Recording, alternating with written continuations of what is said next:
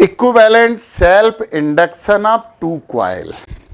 अच्छा, self induction बोला है उन्होंने, ऑफिशियली वो सेल्फ इंडक्टेंस है, बोलते हैं इंडक्शन वो, परंतु हम यहाँ पे जिसकी बात कर रहे हैं वो सेल्फ इंडक्टेंस है। यानी हम बात किसकी कर रहे हैं? हम बात कर रहे हैं एल की। जब इंडक्टेंस कॉइल बनाई जाएगी तो ऐसे बनाई जाएगी। ये L1 इंडक्टेंस है, हम यहां पे उसे काय में ऐड कर रहे हैं? सीरीज में, उस तरफ पैरेलल करेंगे। एक और हमने ले ली यहां पे कॉइल, ये क्या हो गई? कोई प्रॉब्लम है? यहां से करंट जाएगी I, दोनों में ही I करंट रहेगी, परंतु फ्लक्स अलग अलग रहेगा। इसका फ्लक्स φ1 रहेगा और इसका फ्लक्स φ2 रहेगा। तो टोटल फ्लक्स निकालो आप जरा, टोटल फ्लक्स ये बराबर बराबर क्या हो जाएगा? φ1 प्लस, जल्दी से हमें बताओ, φ इज इक्वल टू क्या होगा? Li, ये टोटल इंडक्टेंस है। φ1 बराबर बताओ कितना होगा? L1I, φ2 बताओ?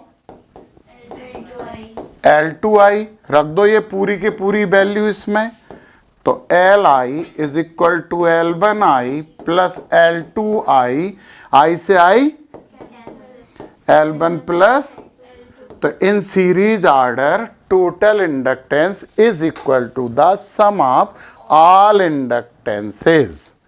यानी कि बिल्कुल रेजिस्टेंस जैसा बिहेवियर है। और हम बता चुके हैं कि एसी में हम रेजिस्टेंस के लिए रेजिस्टेंस यूज नहीं करेंगे, हम इससे यूज करेंगे। क्यों यूज करेंगे वो भी बहुत इंपॉर्टेंट बात है, सुन लो जरा ध्यान से, कि जब हम इसमें करंट फ्लो करते हैं तो इसी से रिलेटेड फ्लक्स चेंज होता है और इंड्यूस करंट आती है और हमारे करंट के अपोजिट डायरेक्शन में आती है, तो हमारी करंट इसमें धीरे धीरे धीरे पास होती है। करंट को स्लो कर देना ही तो रेजिस्टेंस होता है, करंट को स्लो कर देना ही तो रेजिस्टेंस होता है। समझ में आए? अब सुनना जरा, हमने इसे बहुत सी करंट दे दी, अब इससे ले रहे हैं, जब करंट लेंगे तो अभी तो इसमें इंड्यूस करंट आएगा, फिर वो हमारे अपोजिट डायरेक्शन में हो जाएगा। जब हम उसे दे रहे थे तो वो यहां खड़ा हो गया था कि रुक, जब हम बाहर जा रहे हैं तो वो खींचेगा कि जाओगे नहीं, क्योंकि किसी भी चेंज का अपोज करता है। ये तो लेंज भैया कह गए हैं, है ना? तो इसे ये स्लो कर देता है करंट। अब स्लो करने वाले कौन कौन से फैक्टर हैं वो सब बातें वही है यार, यही तो है फैक्टर स्लो करने वाला, एल। और एल किन किन चीजों पे डिपेंड करता अभी तो पढ़ा है आपने, समझ में आई ये बात? यहां पे हम सीरीज ऑर्डर था, यहां पे हम बात करते हैं पैरेलल ऑर्डर। पैरेलल ऑर्डर में ये लगा हुआ है आपका एक इंडक्टेंस कॉइल ऊपर और एक इंडक्टेंस कॉइल नीचे। यहां पे आई करंट जाएगा तो ऊपर कितना जाएगा? I1, नीचे कितना जाएगा? I2। इसमें फ्लक्स कितना होगा? φ1, इसमें फ्लक्स कितना होगा? φ2। समझ में आई ये बात? तो यार यहां पे हमें क्या करना पड़ेगा? यहां पे तो φ इज इक्वल टू φ1 प्लस φ2 कर दिया था, यहां पे I is equal to I1 plus I2 करना पड़ेगा। क्यों? I तो दो पार्ट में जा रही है ना। और ये आप इक्वेशन नंबर फर्स्ट बोलो, इक्वेशन फर्स्ट को आप डिफरेंशिएट कर दो with respect to time, time के रिस्पेक्ट में इसका डिफरेंशिएशन कर दिया जाए तो क्या आ जाएगा? यहाँ पे D upon D T is equal to D one upon D T plus क्या हो जाएगा?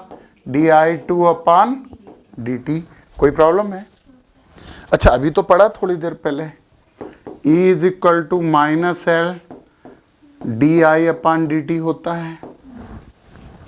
तो इसी को आगे बढ़ाओ तो D I upon D T बराबर क्या होगा बताओ जरा, माइनस ई अपान एल। ये पूरी वैल्यू इसमें रखो, इसके जगह पे क्या लिख सकते हैं, माइनस ई अपान एल। बताओ इसकी जगह पे क्या लिखेंगे, माइनस ई अपान एल वन। तो ये हो जाएगा माइनस ई अपान एल वन। इसकी जगह बिल्कुल ठीक, माइनस ई अपान एल टू। माइनस ई कॉमन लेके काट डालो, क्या बचा, ऐसे ही तो आता रेजिस्टेंस भी। यानी कि जब पैरेलल ऑर्डर में करेंगे, inverse of total inductance is equal to the sum of inverse of all inductances. तो और सॉल्व करके लिख देते हैं वो, तो अपन भी लिख ही दें। अच्छा ये L1 था, वो L2 था, तो ये L1 L2 हमारे एलसीएम आ गए, L2 प्लस L1 आ गया। तो L बराबर क्या आ गया, L1 L2 अपान L1 प्लस ये हमारा आ गया पैरेलल ऑर्डर। एनी प्रॉब्लम, समझ में आई ये बात। EMI यानी इलेक्ट्रोमैग्नेटिक इंडक्शन का सबसे लास्ट टॉपिक, और ये जो लास्ट टॉपिक है उसका नाम है एडी करंट। एडी का मतलब समझते हो तुम क्या होता है, ये एडी का मतलब ये होता भंवर। जब वो नदी वगैरह में जब बाढ़ आती है तो उसमें एडी बनती है, चक्करदार, है ना। साइक्लोन बनता है ना, तो वो भी एडी से ही बनता है, टॉर्नेडो, तो वो भी एडी से ही बनता है। आपको एक बात पता है कि जब भी ये इंड्यूस करंट आता है तो कभी कॉर्नर नहीं बनते। यदि फ्लक्स कम हो रहा तो वो टर्न करेगा, ऐसा नहीं है फ्लक्स बढ़ रहा है तो करंट इधर जा रहा है, एकदम कम होने लगा तो वो ऐसा घूमते हुए इधर आएगा, फिर बढ़ने लगा तो फिर ऐसा घूमते हुए उधर जाएगा, फिर कम होने लगा तो फिर ऐसा घूमते हुए इधर आएगा। तो ये एडी करंट बन जाती है यार ऐसे में। वो तो कॉर्नर तो कभी नहीं बनेगा, आपका यहां से शुरू हुआ, जैसे जैसे बढ़ता जा रहा है वो बढ़ता चला जाएगा, ये बनता जाएगा, ये अपना करंट है। अब सुनो, 1 मिनट में बताते हैं। ये है मैग्नेटिक फील्ड और ये है कॉइल। ये मैग्नेटिक फील्ड नॉर्थ और साउथ, ध्यान से देखो जरा, नॉर्थ और साउथ, और ये कॉइल है और ये ऐसे वाइब्रेट हो रही है। तो एडी करंट तभी बनता है जब ऐसा वेरिएबल मैग्नेटिक फील्ड होता है, उससे वेरिएबल बढ़ रहा है कम हो रहा है, बढ़ रहा है कम हो रहा है, डायरेक्शन बदल रही, बढ़ रहा है कम हो रहा है। तो हर साइकिल में इसमें करंट प्रोड्यूस होगा, और जैसे ही बढ़ रहा तो एक डायरेक्शन होगी, कम हो रहा तो डायरेक्शन बदलेगी, तो वो टर्न लेगी, तो वो क्या बनती चली जाएगी, एडी करंट। यार आपका फैन चलता है ना, तो फैन के कॉइल में भी एडी करंट प्रोड्यूस हो जाता है, और उससे बचने के लिए, एडी करंट से बचने के लिए हम जो कोर लेते हैं, तो एडी करंट समझ में आएगी नहीं, पहले तो ये बताओ, आ गया ना। तो क्या चाहिए हमें, वेरिएबल का फील्ड चाहिए, उसमें मोशन करती हुई कॉइल चाहिए। फील्ड वेरिएबल नहीं हो यार, फील्ड यूनिफॉर्म हो जाए, कॉइल मूवमेंट कर रही हो, या कॉइल यूनिफॉर्म रखिए तो फील्ड चेंज हो रहा है। जो हाइड्रो इलेक्ट्रिसिटी बनाते हैं वहां पे कई जगह मैग्नेट घूमते रहते हैं, बीच में कॉइल रहती है, और कई उन्होंने ऐसे बना रखे हैं कि कॉइल घूम रही है, मैग्नेट बीच में रखा है। हम तो कॉइल घूमने वाला पढ़ने वाले हैं, पढ़ा भी है 10th क्लास में, अभी 12 की बात नहीं कर रहे हैं, 10th में पढ़ी है, मोटर और डायनेमो दोनों। तो एडी करंट बनना समझ में आ गया, ये उसकी फालतू बकवास सी डेफिनेशन भी लिखी है। तो हम क्या तुम्हें बताना चाह रहे थे, हाँ हम ये बोल रहे थे कि हमारा फैन चलता है, और फैन क्या है, जितनी भी रोटेटिंग बॉडीज हैं सब में ये एडी करंट तो आती है, और ये उसी कांच का अपोज करेगी जिसके कारण ये प्रोड्यूस हुई है। उससे पहले हम तुम्हें डरा दें, एडी करंट की पावर समझा दें। जो इलेक्ट्रिक ट्रेन्स होती हैं, जो बहुत हाई स्पीड वाली ट्रेन होती हैं, इमरजेंसी ब्रेक एडी करंट से बनते हैं। तो तुम सोचो यार, चलती हुई ट्रेन को तुरंत रोक देता है वो एडी करंट। तो पावर समझ में आ गया। ऐसी फर्नेस जहां पे हाई मेल्टिंग पॉइंट वाली मेटल को मेल्ट करवाया जाता है, वो किससे बनता है? एडी करंट से बनता है। तो एडी करंट की पावर अंडर एस्टिमेट मत करना। चलिए हम एडी करंट की पावर बता रहा है, सुनिए जरा। एडी करंट को कम करने के लिए हम इतनी डिवाइस यहाँ पे पढ़ेंगे, सब में हमें एडी करंट को कम करना होता। परंतु हम एक बात आपको याद दिला रहे हैं, जब हमने गैल्वेनोमीटर पढ़ा था तो वहाँ पे हमने एक सेंटेंस लिखा था, to making dead beat of galvanometer the coil bonded in aluminium frame. और फिर हमने बोला था कि एल्युमिनियम में एडी करंट प्रोड्यूस हो जाती है तो वो उसके मोशन को रोक देती है। होता क्या है, गैल्वेनोमीटर में जो कॉइल है बीच में वो वाइब्रेट ही करती रहती है। कैसे रीडिंग लोगे, कैसे पढ़ोगे? तो उसके वाइब्रेशन रोकने के लिए हम उसे एल्युमिनियम फ्रेम के अंदर बॉन्ड कर देते हैं, तो एल्युमिनियम फ्रेम में एडी करंट प्रोड्यूस हो जाती है। और एडी करंट प्रोड्यूस हो जाती है तो उसका घूमने का विरोध करती है, क्योंकि वो प्रोड्यूस क्यों हुई? क्योंकि वो वाइब्रेट हो रहा है, तो उसी का अपोज कर देती है और वो डेड बीट हो जाता है। ऐसे ही जो हमारे फैन वगैरह हैं, मोटर वगैरह हैं, इसमें क्या करते हैं, एडी करंट से बचने के लिए हमने एप्लीकेशन भी पढ़ लिए हैं एडी करंट के। अभी पूरे एप्लीकेशन बताएं अभी आपको जो लिखे हैं यहाँ पे। होता क्या है कि जो हम कॉइल बनाते हैं, वो कॉइल को क्या बोलेंगे हम, सॉफ्ट आयरन की कोर पे हमेशा टर्न करके बनाते हैं। वो सॉफ्ट आयरन कोर जो रहती ना, आप फ्रंट से देख रहे हो, वो ऐसी होती है लैमिनेटेड। आप देख लेना, अपने घर जाना, कोई भी इलेक्ट्रिकल पुरानी डिवाइस है उसे तोड़ देना, तोड़ के अंदर ट्रांसफार्मर निकाल लेना या कॉइल निकालना, एक पंखे को उतार के उसमें से निकाल लेना, तो जो कोर मिलेगा वो ऐसा लैमिनेटेड, मतलब पतली पतली पट्टियां एक दूसरे के ऊपर पूरी चिपकी रहती हैं और वो पूरा लैमिनेटेड कोर बनता है। वो ऑफिशियली वो कोर ऐसा होता है, पूरा कोर ये लैमिनेटेड रहता है, पूरा ऐसा लैमिनेटेड, मतलब वो सॉफ्ट आयरन की पतली पतली पट्टियां, जैसे आपकी बुक हैं वो एक के ऊपर एक पेज रहते हैं, वैसे ही पतली पतली पट्टियों को एक दूसरे पे चिपका के कोर बनाते हैं। क्यों बनाते हैं? ये लैमिनेटेड करते हैं तो इससे हम एडी करंट से होने वाले लॉस से बच जाते हैं।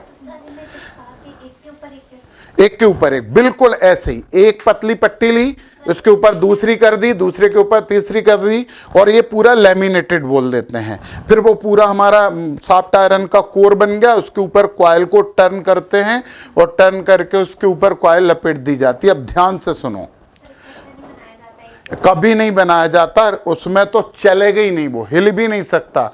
जब eddy current electric current train को रोक देती है तो फिर ये तो छोटा सा फैन है यार। समझ गए ये बात? सुनो क्या होता हम बताते हैं। उसके लिए हमें तुम्हें थोड़ी सी एक धार्मिक कथा सुनानी पड़ेगी कि जब राम भगवान, सीता जी और लक्ष्मण जी बन गए तो सूर्पणखा आई। लक्ष्मण जी थोड़े से क्रोधी स्वभाव के थे, उन्होंने उसके नाक कान काट दिए। वो अपने सबसे पहले अपने दूसरे भाइयों को लाई, रावण के पास बाद में गई थी, और उनका नाम था खरदूषण। खरदूषण के पास लगभग 10,000 की सेना थी, इतने सैनिक थे उसके पास। अब इतने सारे राक्षस लड़ने आ रहे हैं। अच्छा, राम भगवान को लगा कि सीता जी को पहली बार राक्षस दिख रहे हैं, आतंकवादी बोलते हैं जिन्हें, तो ये डर नहीं जाए, तो लक्ष्मण जी को लेके उन्हें दूर भेज दिया कि तुम जरा दूर जाके बैठो, हम देखते हैं। अब एक बात बताओ कि राम भगवान जो हैं 10,000 लोगों को मारने के लिए 10,000 बार तीर चलाते, भले ही वो उन्हें मार देते परंतु उनकी उंगलियां टूट के गिर जाती नीचे। 10,000 बार चला के चलाते तो क्या होता है ये दोनों हाथों का। तो राम भगवान ने क्या किया, पहला और आखिरी जादू किया उन्होंने। इसके बाद उन्होंने पूरा एज ए ह्यूमन बीइंग जो है वो ही एटीट्यूड शो किया था, परंतु यहाँ उन्होंने कलाकारी की कि हर राक्षस एक दूसरे में राम देखने लगा और वो शकुन से जाके दूर बैठ गए और राक्षसों ने एक दूसरे को राम समझ के सबको मार डाला। बिल्कुल एडी करंट में भी यही होता है। ये एक पट्टी लगी है, पट्टी है ये पूरी, ऐसी पट्टी है, सुनो, इसमें एडी करंट इस डायरेक्शन में आएगी तो दूसरी पट्टी में इसके जस्ट अपोजिट डायरेक्शन में आएगी, इंडक्शन से ही होती है। तो ये दोनों एक दूसरे से लड़के खत्म हो जाएंगी। तो हर जो लैमिनेशन के लिए जो हर स्लाइड है ना, सब में अपोजिट डायरेक्शन में करंट प्रोड्यूस होगी एडी, और सब एक दूसरे को मिलके खत्म कर देंगी और हमें एडी करंट से कोई लॉस। समझ में आ गई ये बात? काहे का प्राइमरी सेकेंडरी की बात ही कहाँ हो रही है? यहाँ पे कोई इंडक्शन थोड़ी कहीं कुछ हो रहा है, यहाँ पे एक ही कॉइल है ना, उसी में करंट फ्लो कर रहा है। मैग्नेटिक फील्ड में फोर्स लगेगा, ये प्रिंसिपल है, force experience by current carrying conductor in a magnetic field. समझ गए? तो ये बात समझ में आई। तो हम यहाँ पे भी फैन में भी जितनी भी चीजें हैं, जब भी हम फ्रेम बनाते हैं, जब भी हम ट्रांसफार्मर बनाएंगे, तो कोर हमेशा कैसा लेने वाले हैं? लैमिनेटेड। सॉफ्ट आयरन का तो लेंगे, परंतु कैसा लेंगे? लैमिनेटेड लेने से क्या होता है? एडी करंट से होने वाला लॉस कम हो जाता है। हमारी बात अच्छे से समझ में आई? तो ये एडी करंट थी और ये ही उसकी प्रॉपर्टी थी।